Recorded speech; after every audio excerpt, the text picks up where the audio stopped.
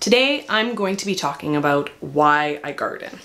I've been struggling with this specific question for over a year now. Starting to make content for the internet has had people asking me this question very regularly, and the more I've thought about it, the more I've realized that there is no simple answer to this for me. I was asked by someone to write something up talking about why I garden about a month and a half ago, and I sat down to try to do it, and I realized I just don't have the words to say, and I'm no longer capable of giving simplistic reasons for why I garden. I've thought about it enough to realize it isn't simple, and so I can't just give those simple answers any longer. I just watched Jess from Roots and Refuge talk about why she gardens, and it really resonated with me because as I saw her speaking on it, I saw her also struggling to express the why. And I feel like maybe that deep why is a shared experience with a lot of us, but it's so deep and it's so I like it's so deep that it becomes inexpressible. It's an experience, so it's not something that there's words to try to speak to it. And so I'm gonna try to struggle through and to speak to it a little bit here in hopes that maybe you can hear what I'm trying to express, and also so I can clarify further for myself what it is that I'm trying to express. So this is my like cut out now warning. I highly advise you to not watch this video because I suspect that a lot of the stuff I'm going to say is going to potentially make me unlikable or be offensive because I'm not gonna be talking about, you know, the joy of being able to feed my family fresh, healthy food out of the garden.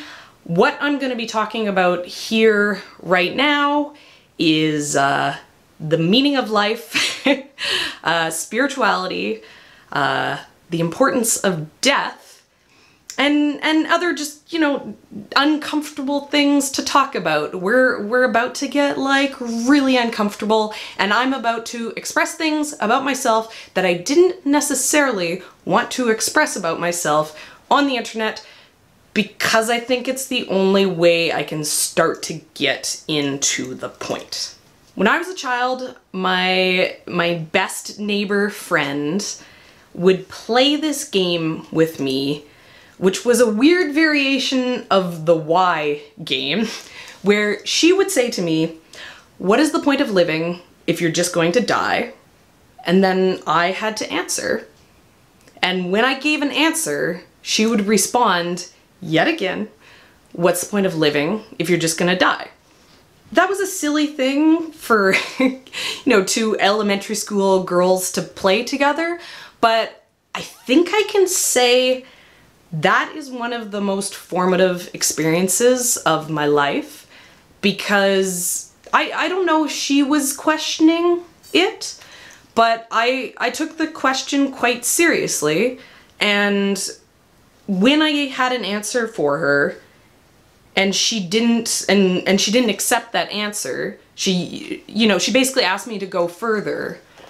I would analyze my answer, and usually I would come up with a deeper answer. And so my final answer to her, which was the answer that I could confidently give over and over again, is that the point of living, if you're just gonna die, is to have fun. Now, I realize that that then means that I'm philosophically a hedonist, and I'm not. Because she obviously made me address that, because she said there's going to be lots of things that aren't going to be fun, such as dying. So what is the point of living?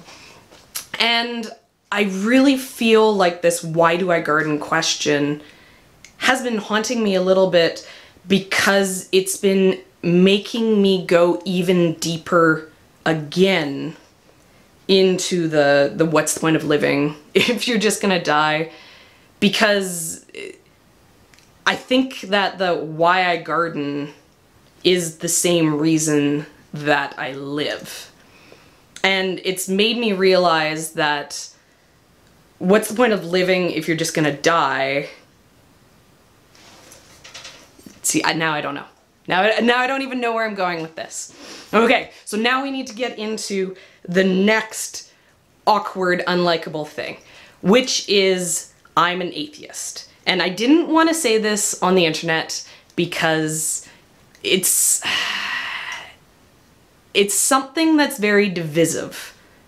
And I know that people who have deep held beliefs have a hard time dealing with other people's deep held beliefs that go against theirs. And I don't personally have an issue with religious people, because I would say that I'm a true atheist. And what I mean by that is I don't know there is no God. I just believe there is no God. And so for me, when someone else says that they believe in God, then that makes sense to me, because it's a question of faith. And that's something that, you know, I share with people, you know, across lines. It's that you have something you believe in outside of reason. And so even though, you know, like what someone else's faith is may be different from my faith, I can stand from a place of faith and understand. So yeah, I don't believe there's a God, but it doesn't matter that that's what I believe, and then someone else believes something else. So because I don't, okay, so I mean, so what it means for me to be atheist is I don't believe there's a God. I don't believe that there's anything that happens after you die. I think that when you die, that it's just done. Like, there's no, I believe there's no soul. I believe that this is it. And so going back to the what's the point of living if you're just gonna die, when you couple that question with the fact that I think that this is all we have, the answer to that kind of undermines the question of if we didn't die, then we wouldn't be alive. And if the greatest gift that we get, if this is it, if life is it, and there's nothing bigger, and there's nothing greater, and there's nothing outside of it, then to not appreciate that we have life is to disrespect it. And so, like, the argument then for that is, if you don't live, then you've never been living, basically. So, and if you don't die, then you've never lived either. You need life and death to, you know, to create this miracle that we have, to create this like the ultimate experience of of what we have. I think as people, it's really easy to forget that this is it. It's, you know, for me, like, you know, being able to stand outside of religion, I look at religion and I see a really important lesson that's being shared. And that lesson is the importance of living. You know, like you go across religions and the importance of the now and the importance of actions. You know, so many of them speak to that. And it's really easy to forget to be in the now. It's really easy, you know, what do they say? The days are short, the years are long. They're not, right? Everything is very finite. The days are as long as they are, the years are as long as they are, but the experience of that, it can get lost. For me, gardening is a way of experiencing what it means to live and die in very real time. I feel like an annual garden is constantly teaching us the lesson of our mortality. I feel like a vegetable garden is constantly teaching us, you know, the ultimate meaning of the universe, which, you know, like I don't want to say that feels stupid, but as I said, this entire video was gonna feel stupid, and I felt stupid so far, and I will continue to feel stupid. Okay, but so let's just keep going with that. I know this is awkward. When we plant a seed, the seed contains everything for life within it. And when it's given the optimal circumstances, that life thrives. But that's not the end.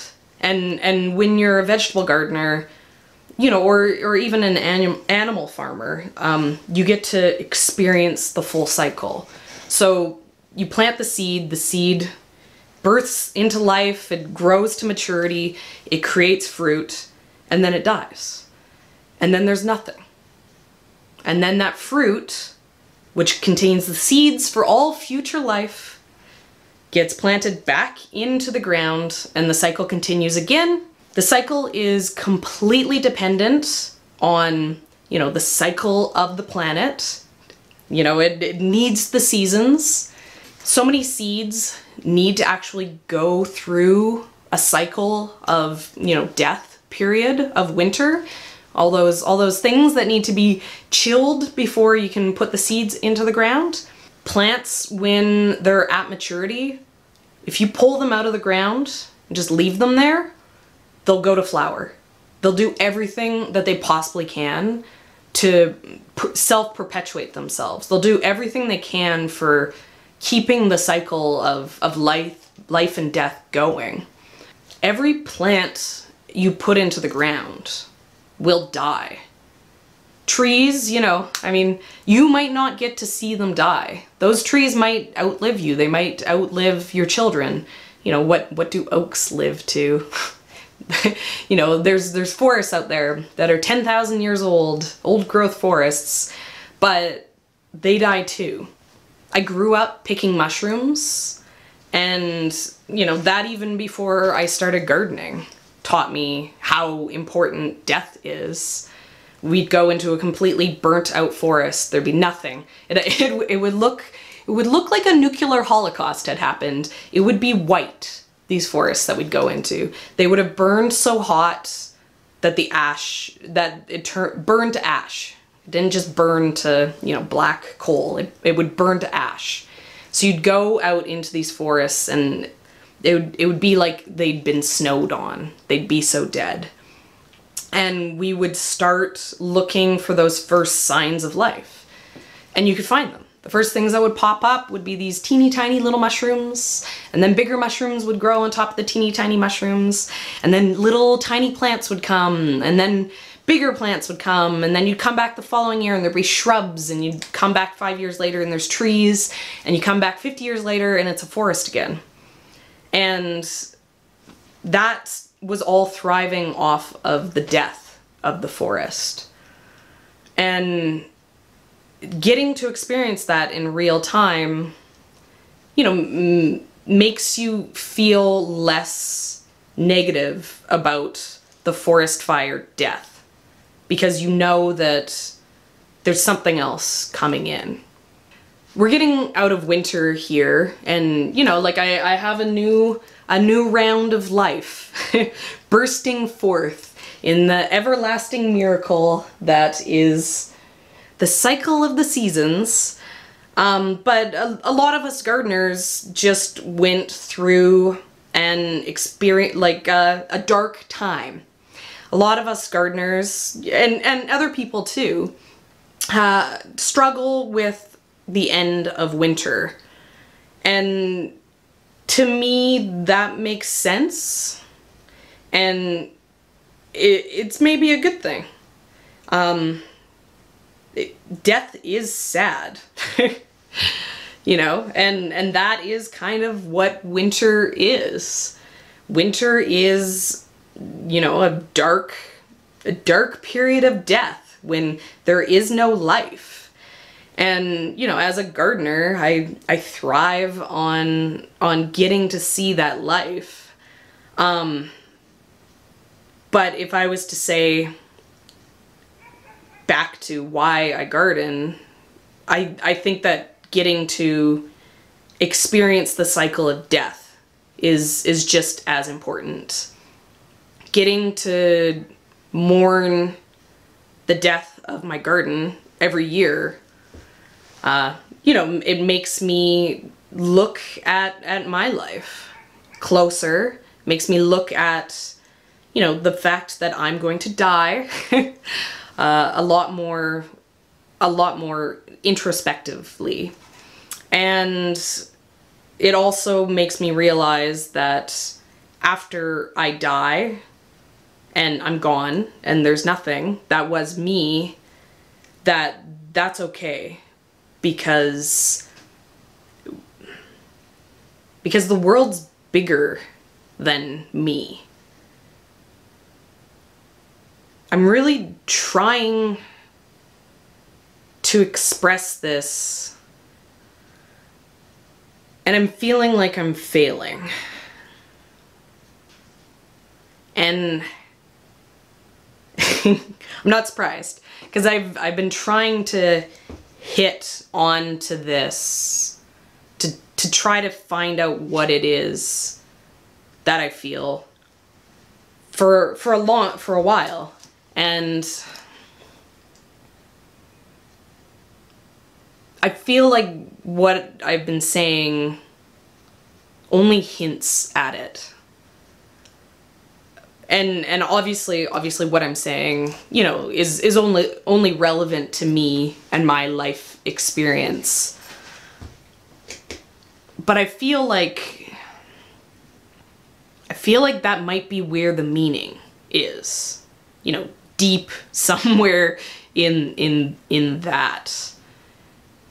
I truly feel that gardening is one of the most basic human experiences that we can have in the modern world, because, you know, the garden sacrifices itself for us, because, you know, we grow it to eat it, right? And I think that's why my focus has always been on vegetable gardening, not so much on gardening for the beauty, because my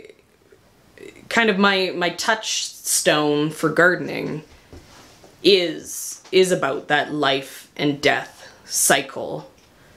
And it's about sacrificing to the garden, right? Like you work You work for the garden.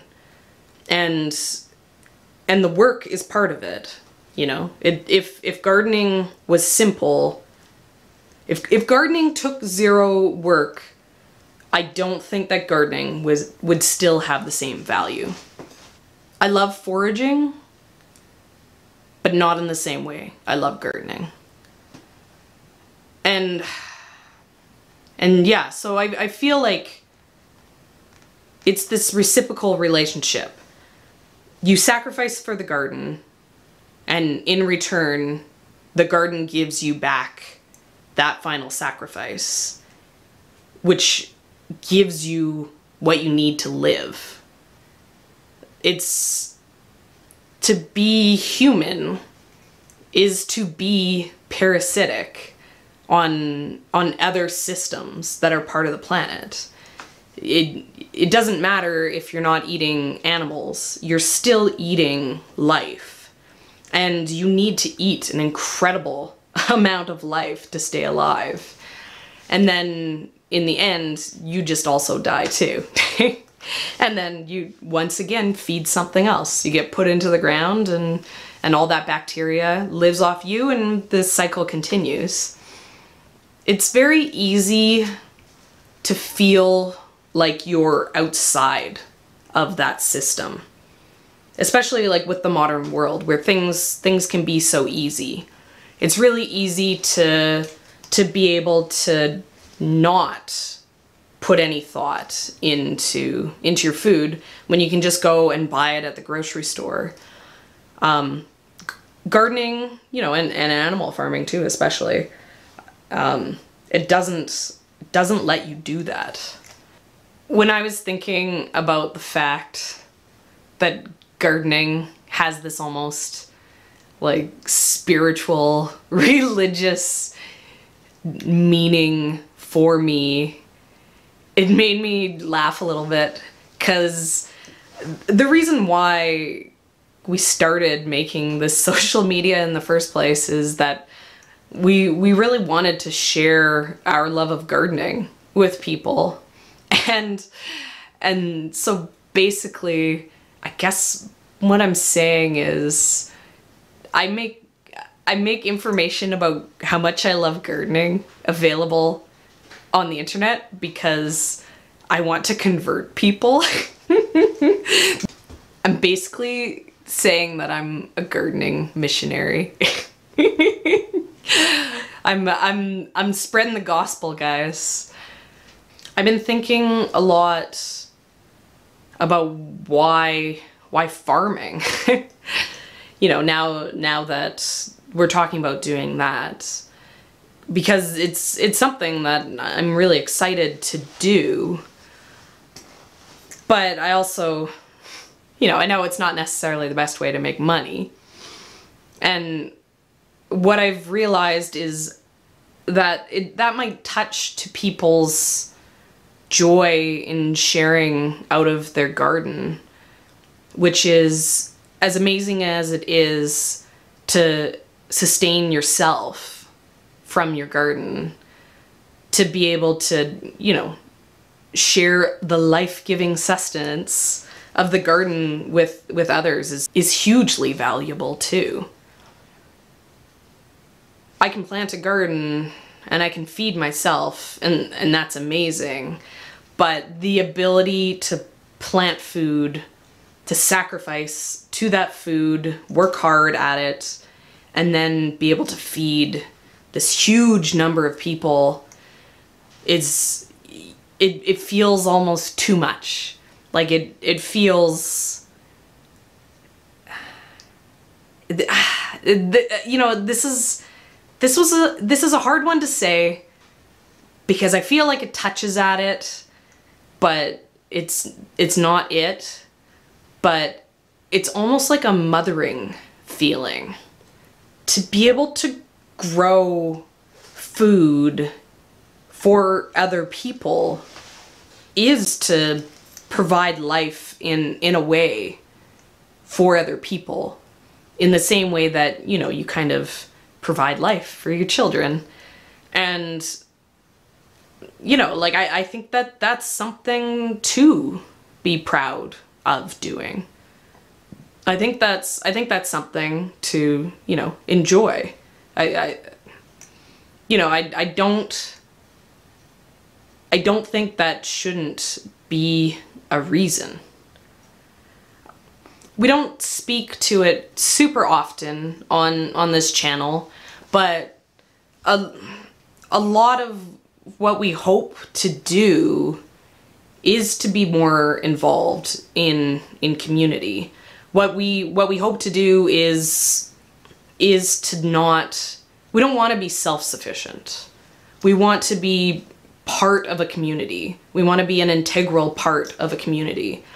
We want to be providing food to a community and in return be supported by that community. We want that very human structure of society. We don't want to be standing alone. We want to, to find people to stand together with. I realized that through farming, I can do that locally. Through farming, I can feed people. I can be part of, that cycle with other people. And then with the social media, if I can convince one person to start passionately growing, that means a lot. That's the why. That's the why social media. It's, people talk about it all the time, that gardening is life-changing for them. People talk about the way that gardening is just hugely important. And I know not everyone has that experience. I don't personally feel like I needed to be saved from anything. And so I don't necessarily feel like gardening saved me, but it doesn't still mean that gardening hasn't shaped me and changed the way my life is and the way my life's going to be into the future in a positive way. It has. Without gardening, I wouldn't be who I am, and I don't think I could continue to be who I am, how I am, if gardening was taken away from me. I would need to get my hands into dirt somehow. I would need to still be doing this somehow without,